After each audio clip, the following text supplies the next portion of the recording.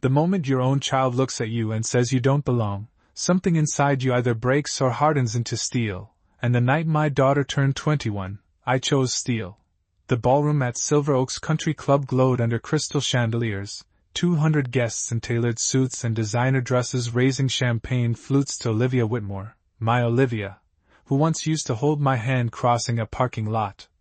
But that night she stood beside her boyfriend Ethan Caldwell like I was a stranger who wandered in off the street, and maybe in her world I arrived alone, 5 minutes past 7, wearing the same navy suit I'd owned for 10 years, pressed clean but no longer impressive, the valet barely meeting my eyes as he took my old sedan keys while luxury SUVs lined the circular driveway like trophies.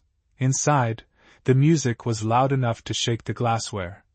A live band playing something upbeat and forgettable, and Rebecca, my ex-wife, floated through the crowd in a silver gown that caught the light like she'd been polished for display, greeting donors, investors, and friends who now called Ethan by his first name like he already belonged to the future.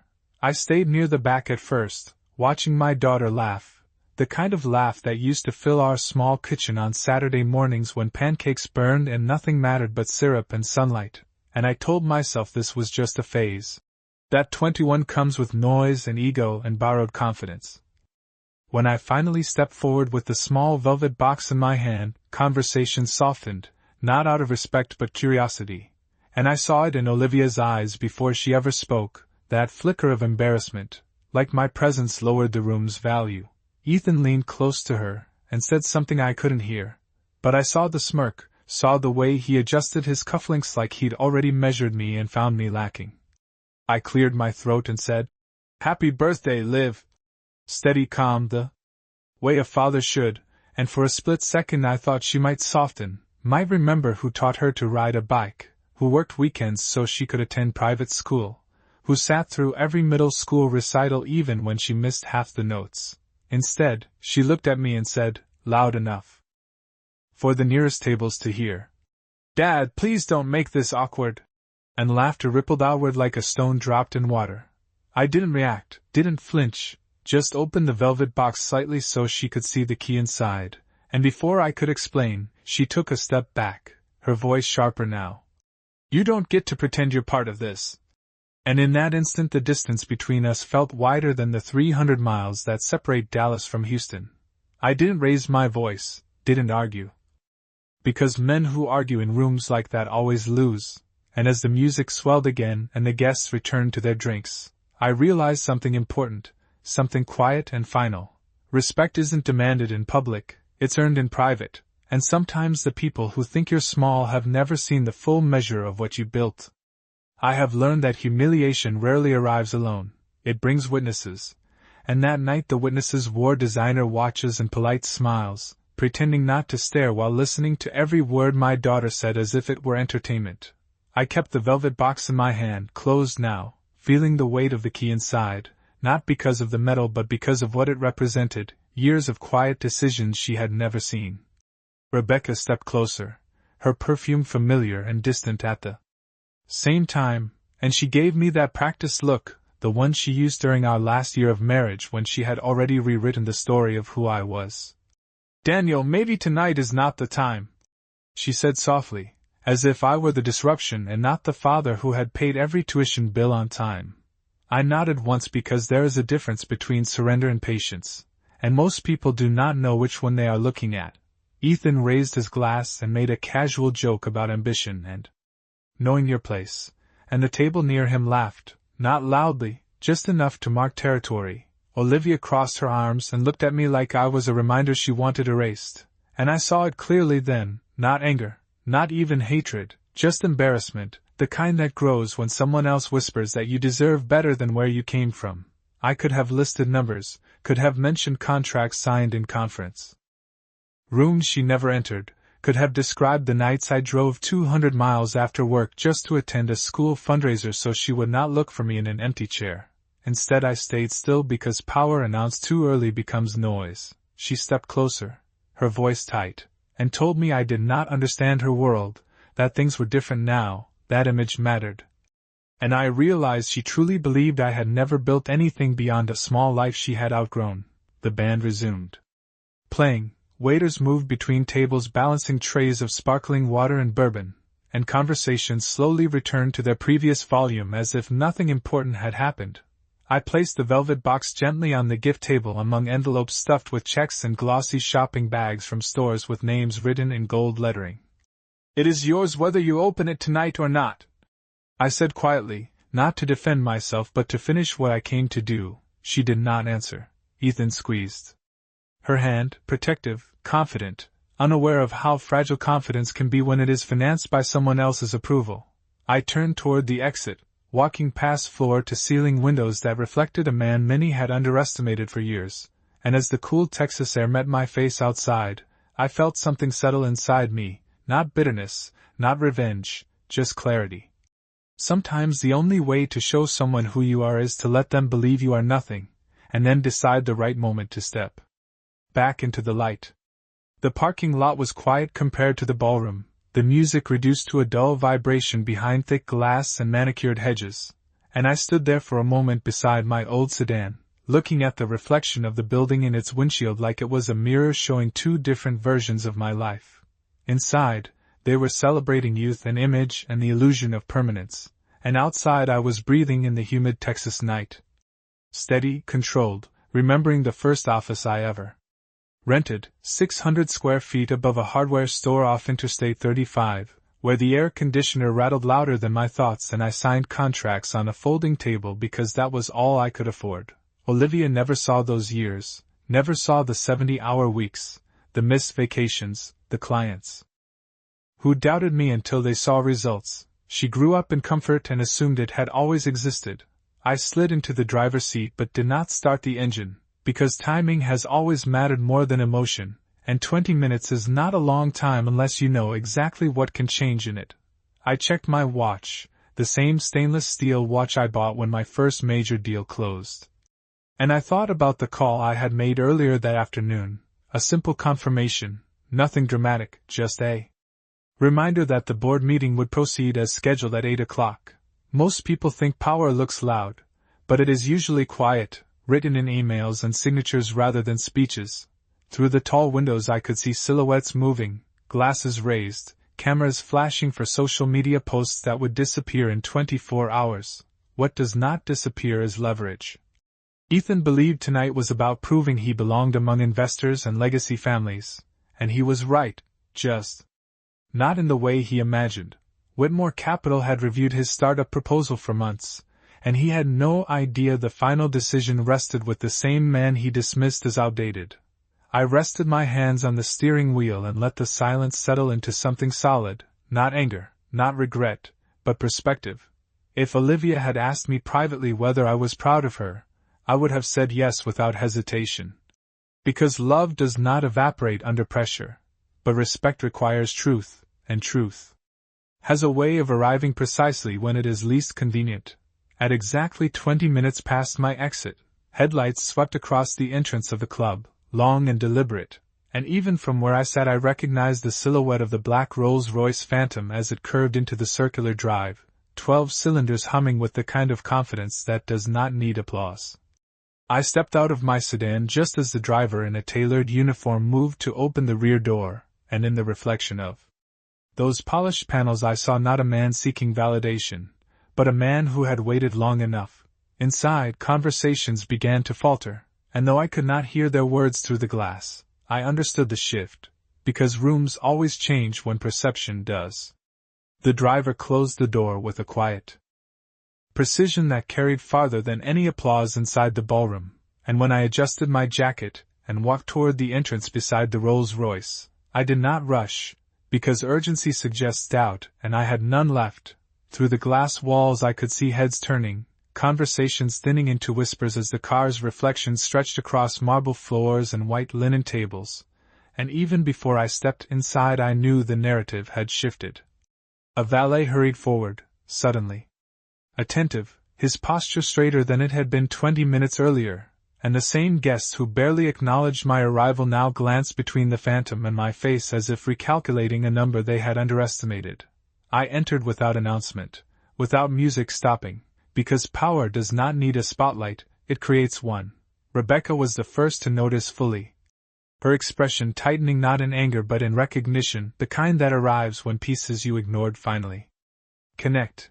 Ethan's confidence flickered when his phone buzzed, a small vibration that carried more weight than the band playing near the dance floor, and he glanced down casually at first, then again, longer, as color drained subtly from his face. Olivia stood near the cake table, laughter fading as she followed the direction of everyone else's gaze, and for a moment we locked eyes across the room. The distance between us no longer measured in square feet but in assumptions. I walked past clusters of guests who now stepped slightly aside, not out of courtesy but out of curiosity, and I stopped near the head table where the velvet box still rested unopened among envelopes and luxury bags. Ethan cleared his throat, attempting composure, but his voice carried a thin edge when he said my name, as if he had just remembered it mattered. I did not address him first. Instead I looked at Olivia and said quietly, "You should open your gift." Not as a command, not as a challenge, simply as a statement. She hesitated, then reached for the box, perhaps expecting something symbolic and small, and when she lifted the lid the light caught the engraved key and the card beneath it, the deed to a downtown condominium placed in a trust under her name 3 months earlier. Murmurs spread faster this time, because paper speaks louder than pride. Ethan's phone vibrated again and he stepped aside, reading an email he could not ignore, the subject line from Whitmore Capital confirming that funding decisions had been finalized and that his proposal would not move forward. He looked up at me then, not with mockery but with understanding, the kind that arrives too late. Rebecca's posture shifted, her shoulders lowering as she processed what she had never asked about during our marriage. I met Olivia's eyes once more and kept my voice even. Success is not loud, Liv, and it is not for show, it is built quietly so that the people you love never have to question their future. And I left the sentence there, unfinished on purpose, because sometimes the lesson lands harder when you do not chase it with anger. Silence is a strange thing when it falls over a room built for noise, and after my words settled, that ballroom felt smaller than it had 20 minutes earlier. No one clapped, no one spoke, but the air itself had shifted, like everyone suddenly realized they had been watching the wrong version of the story. Olivia stared down at the key in her hand as if it weighed more than it should. Her fingers trembling not from fear but from recognition, because for the first time she was seeing something that did not fit the narrative she had been told. Ethan stepped back toward her, phone still in his grip, trying to recover the posture he had worn all evening, but confidence financed by assumptions does not survive contact with facts. Rebecca approached me carefully, her voice lower now, stripped of the polished tone she used with donors, and she asked why I had never said anything, why I had let them believe I was struggling. I looked at her for a moment, and answered simply that I never measured my worth by who could see it. Wealth is loud when it needs validation and quiet when it does not. The band had stopped playing entirely, the musicians pretending to adjust equipment while listening like everyone else. A few guests whispered, others avoided eye contact, suddenly aware that earlier laughter had a cost. I did not raise my voice, did not point fingers, because humiliation returned is still humiliation. And I did not come back inside to trade places with my daughter. I stepped closer to Olivia and lowered my tone so only she could hear, telling her that the condominium downtown was not a reward, not a statement, but a foundation, something stable in a world that confuses attention with achievement. I reminded her that when she was 8 years old and afraid to ride her bike without training wheels, she looked at me and said she trusted me not to let her fall, and I told her that trust had never changed on my end. Her eyes filled, not dramatically, not theatrically, but in a way that told me the noise around us had finally quieted in her mind. Ethan cleared his throat again and mentioned something about timing and market cycles, attempting to sound composed, but the words felt misplaced, as if he were reciting lines from a script that no longer applied. I gave him a brief nod, not unkind, just final, because business decisions are not personal even when they feel that way. Rebecca glanced at the Rolls-Royce outside through the glass and then back at me, understanding that the life she thought she had outgrown had simply evolved beyond her expectations. I turned toward the exit once more, aware that every step now carried a different meaning, and before I reached the doors I paused and looked back at Olivia, not to check her reaction but to make sure she saw mine, calm, steady, unchanged. Respect is not restored in a single night, but perspective can be, and as I walked out into the warm Texas air again, I knew that whatever she chose to believe about me after this moment would finally be based on truth rather than assumption. The doors closed behind me with a soft click, and the sound felt louder than the music ever had. Outside, the Texas night was still warm, carrying the faint scent of cut grass and distant traffic from the highway, and I stood beside the Rolls-Royce without immediately getting in, letting the moment breathe the way I had learned to do in boardrooms when negotiations reached their turning point. Through the tall glass windows I could see movement inside. Clusters of guests leaning toward one another, conversations no longer about champagne or social media posts but about valuation, ownership, and the quiet correction of assumptions. I did not need to hear the words to understand the shift. Perception had recalibrated. The driver opened the rear door, but before I stepped in, I saw the main entrance push open again and Olivia emerge into the night, the velvet box still in her hand. She did not run, did not call out dramatically. She walked toward me with measured steps, as if crossing a line she had not realized she had drawn. Under the soft exterior lights of the club, her expression looked younger than it had inside, less guarded, less influenced by the eyes of 200 people. She stopped a few feet away and asked why I had never told her about Whitmore Capital, about the board, about any of it. Her voice carried confusion more than accusation. I answered honestly that I wanted her to build her identity without leaning on mine, that I believed confidence grown from effort lasts longer than confidence borrowed from a last name. She looked down at the key again and said she thought I was falling behind, that Ethan and his friends always talked about scale and funding and expansion. And she assumed silence meant small. I told her silence can also mean strategy. The difference is only visible when the results arrive. For a moment neither of us spoke. The night air moved gently between us, not tense, not hostile, just real. I reminded her that respect is not automatic, even between family, and that words spoken in public tend to echo longer than we expect. She swallowed and admitted she had been embarrassed, not by who I was, but by who she thought I needed to be. That distinction mattered. I did not lecture her. I did not ask for an apology. I simply said that growth often begins the moment illusion ends. Behind her, the ballroom doors opened again and Rebecca stepped outside, watching from a distance, perhaps recognizing that some conversations no longer belonged to her. Ethan remained inside, likely explaining to investors why emails sometimes arrive at inconvenient times. Olivia stepped closer and said she had been wrong to assume. I nodded once. Not in triumph but in acceptance. Being wrong is not the problem, I told her quietly. Staying wrong is. The driver cleared his throat softly, reminding us that time continues whether we are ready or not. I placed my hand briefly on her shoulder, steady and familiar, and told her the condominium was hers regardless of what she chose to believe about me. Then I entered the car, not to escape, but to move forward. And as the door closed and the engine purred, I saw in the reflection of the glass not a man proving a point, but a father who had finally allowed the truth to speak for him. The Rolls-Royce moved smoothly down the curved driveway, its engine barely louder than a steady breath, and I watched the country club shrink in the rear window, not as a place of defeat or triumph, but as a turning point. City lights stretched ahead across the Dallas skyline, sharp and indifferent, and I have always appreciated that about cities. They do not care about your embarrassment, they only respond to your results. My phone vibrated once on the seat beside me, a message from the board, confirming attendance for the 8 o'clock meeting, routine, professional, unaffected by personal drama. That is the difference between emotion and structure. One shakes you, the other sustains you.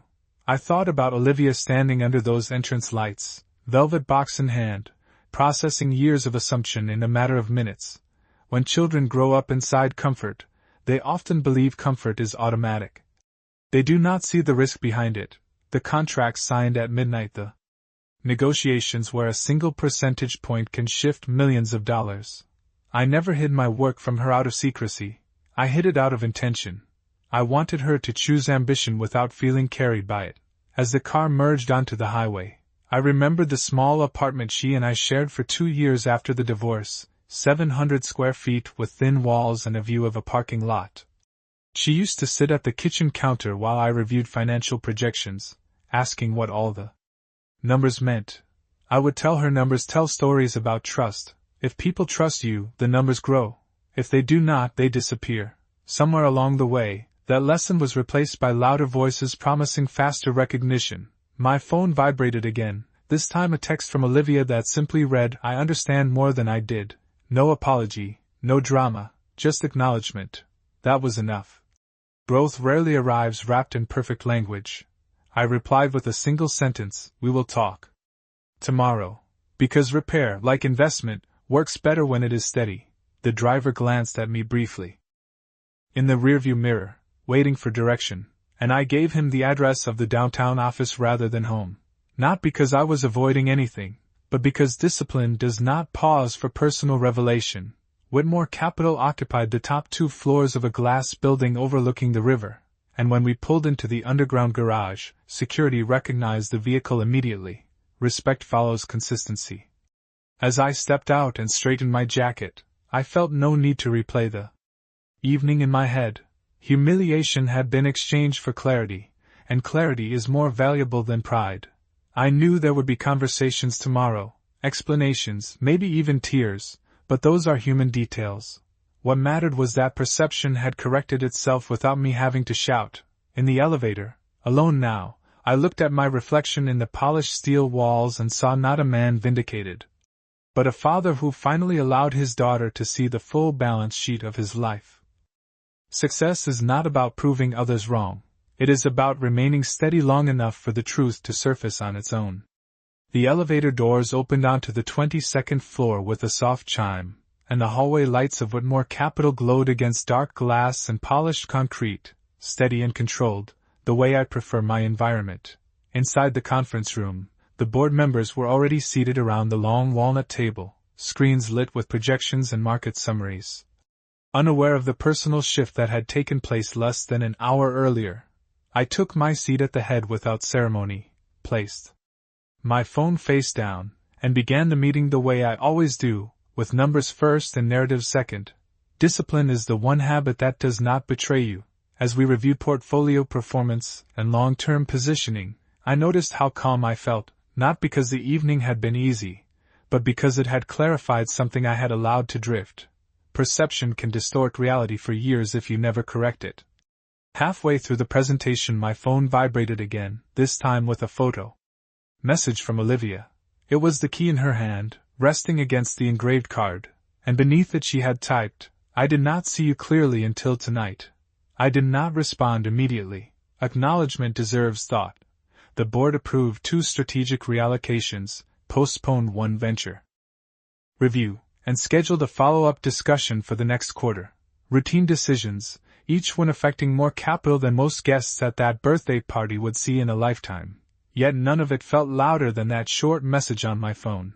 After the meeting ended, I remained alone in the conference room for a moment, looking out over the river reflecting the city lights. When Olivia was 12, she once asked me how tall buildings stay upright in heavy wind. I told her they are designed to sway slightly so they do not snap under pressure. Tonight felt similar. Our relationship had bent under expectation, but it had not broken. I finally typed back, "We will start fresh in the morning." No lecture, no reminder of what had been said in public. Repair works best without replay. A few minutes later Rebecca sent a brief message as well, not defensive, not accusatory. Simply acknowledging that she had underestimated my silence. I read it without resentment. Time teaches lessons that arguments never can. When I left the office close to 10:30, the city had quieted, traffic lighter, lights dimmer. As the car carried me home, I considered how quickly a narrative can flip when truth steps forward without shouting. I did not feel vindicated. I felt aligned. The world had not changed in those few hours, but understanding had. Sometimes the most powerful response to humiliation is not retaliation but composure sustained long enough for reality to reveal itself. And as the skyline receded behind me, I understood that what mattered most was not that 200 guests had witnessed the correction, but that my daughter had begun to see the foundation beneath the surface. Respect is not demanded. It is demonstrated, repeatedly, until even doubt has no place left to stand. Morning light has a way of stripping drama down to facts, and when I woke up the next day, the events of the night before felt less like a confrontation and more like an audit. My phone rested on the nightstand with a message from Olivia sent at 2:15 in the morning, longer this time, explaining that after I left she had walked back inside and the room felt different, that conversations shifted from celebration to speculation, and that Ethan had spent most of the remaining evening stepping outside to take calls he did not want others to hear. Perception changes quickly when money enters the room. She wrote that she had opened the card beneath the key more carefully and read the trust documents attached, realizing the condominium had been secured in her name months earlier, long before the party, long before any public embarrassment. That detail mattered to her. Intention always matters more than timing. I sat at the edge of the bed for a moment before responding, not because I was unsure what to say, but because repair deserves measured words. I told her I would meet her for coffee at 9:30 at the small cafe near the river where we used to stop after her soccer games. Consistency builds safety. When I arrived, she was already there, dressed simply, no designer label in sight, her posture less performative, more thoughtful. She stood when she saw me, not out of obligation, but respect rediscovered. We ordered coffee and sat near the window overlooking the water, the morning sun cutting across the table in steady lines. She apologized without theatrics, acknowledging that she had allowed other voices to define success for her, that she confused visibility with value. I listened without interruption. Leadership at home follows the same principle as leadership in business: speak less, observe more. She admitted Ethan had been shaken by the funding decision and that he had not realized who sat at the head of Whitmore Capital. I did not comment on him directly. His lesson was his own to absorb. Instead, I asked her what she wanted beyond image, beyond comparison. She paused, searching for an answer not shaped by anyone else's expectations. That pause was progress. We spoke for nearly an hour about independence, about building something that did not rely on borrowed status. I told her the condominium was not a gift to impress her friends but a base from which she could build without pressure. Security allows ambition to breathe. Before we left, she reached across the table and held my hand the way she used to when crossing busy streets, not because she needed protection, but because she recognized presence. Outside, the city moved as it always does, indifferent to personal revelations, and I realized that the correction that began in a ballroom had settled into something quieter and stronger. Respect had not been demanded, it had been understood, and as we walked along the river toward our cars, side by side rather than separated by assumption, I felt no need to revisit the humiliation of the night before. Clarity had replaced it, and clarity lasts longer than pride. That afternoon, after coffee by the river and an hour of honest conversation, I returned to the office not because work demanded it, but because consistency anchors everything else. Olivia had left with the key in her purse and a different posture in her step, less performative, more deliberate, and I understood that growth rarely announces itself loudly. It reveals itself in smaller decisions. At Whitmore Capital, the team moved through their routines with quiet precision, analysts reviewing forecasts, associates preparing briefings, and I stepped into my office overlooking the river feeling the same calm I had felt in the car the night before. Power is not proven in moments of applause, it is proven in mornings after. My assistant informed me that Ethan Caldwell had requested a call, urgent, and I told her to schedule it for later in the week. Urgency on one side does not require urgency on the other. I reviewed the final notes on his proposal again, not searching for revenge, but for clarity. The numbers had weaknesses long before personal emotion entered the equation. Leverage without foundation collapses under scrutiny. Later in the afternoon, Olivia sent another message, this time asking if she could visit the office and understand what I actually do. I paused before answering, not because I doubted her sincerity, but because I recognized the weight of that request. Transparency is a responsibility. I replied that she could come by the next morning at 10. The following day she walked through the glass doors of the building not as a guest of privilege, but as a student of structure. Security greeted her by name because I had added her to the access list, and I watched her take in the reception area, the understated design, the absence of flash. No marble statues, no gold lettering, just clean lines and quiet confidence. I introduced her to the senior partners, not as my daughter, but as Olivia Whitmore, and she shook hands firmly, listening more than she spoke. In the conference room, I showed her how a single percentage shift in a portfolio could influence long-term stability. How decisions made calmly prevent crises later, she asked. Thoughtful questions, the kind that come from curiosity rather than performance. By the time we stepped back into my office, I could see something settling in her expression, not awe, but understanding. She admitted she had confused scale with spectacle, that she thought success needed to be displayed to be real. I told her that the strongest foundations are often invisible from the street. Before she left, she looked out at the river and said she wanted to build something that could stand without leaning on anyone else's last name. I nodded once, because that was the only answer that mattered. As the door closed behind her, I realized the true correction had not been public at all. It was this, a shift from assumption to awareness. Humiliation had sparked the moment, but discipline had sustained it, and in that steady rhythm of work continuing without drama, I understood that respect restored is quieter than respect demanded, and far more durable. In the weeks that followed, I watched Olivia move differently through the world, not louder, not softer, just more aware. Awareness is the first sign that pride has been replaced with perspective. She began spending mornings at the condominium reviewing business plans she drafted on her own, not for approval, but for refinement, and twice a week she visited the office, sitting in on meetings without speaking unless she had something precise to add.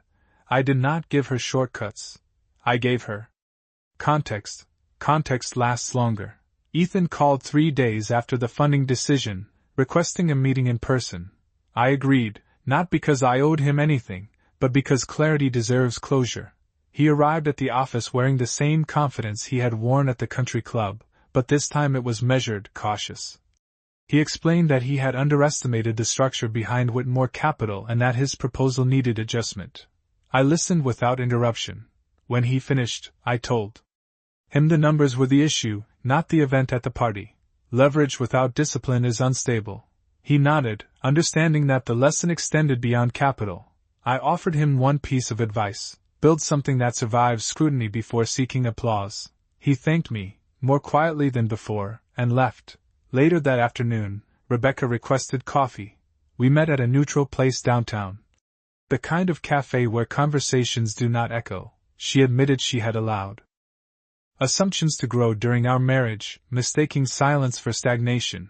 I told her that silence can be protective, not secretive. We spoke without resentment, two people acknowledging that perception can fracture relationships when communication weakens. When we parted, it was without tension. Resolution does not always require reconciliation. At home that evening, Olivia called and said she had declined an invitation to a high-profile networking event because she wanted to finish revising her own proposal first. I did not praise her excessively. I simply said that discipline compounds. She laughed lightly and said she finally understood what that meant. Over the next month, she submitted a modest but well-structured plan to the Junior Investment Committee, not expecting favoritism. The committee reviewed it independently, and while it did not receive immediate funding, it received detailed feedback and an invitation to refine. That response meant more than a quick approval. Progress measured in steps builds confidence measured in years. One evening, as we walked along the river again, she asked me if I ever regretted not defending myself publicly that night. I told her that defending yourself in anger often shrinks your position. Standing steady expands it. She nodded, understanding the distinction now without needing further explanation. Sometimes respect is not restored in the same moment it is challenged. Sometimes it grows quietly in the weeks after through consistent action. When I look back on that night at the country club, I do not remember the laughter as sharply as I remember the shift. The shift from assumption to awareness, from image to foundation. And that shift did not change who I was. It revealed it. In the end, success was never about the car, the office, or the capital. It was about remaining steady long enough for the truth to outlast the noise. 3 months after that night, the story no longer belonged to a ballroom or a parking lot. It belonged to the quiet repetition of mornings and the steady accumulation of small, correct decisions. Olivia moved into the downtown condominium with minimal furniture at first, choosing function over display, and I noticed the difference not in what she bought, but in what she declined. She no longer chased invitations that promised visibility without substance. She asked better questions. She listened longer. At the office, the junior investment committee reviewed her revised proposal again, this time noting the improved risk assessment and more realistic growth projections.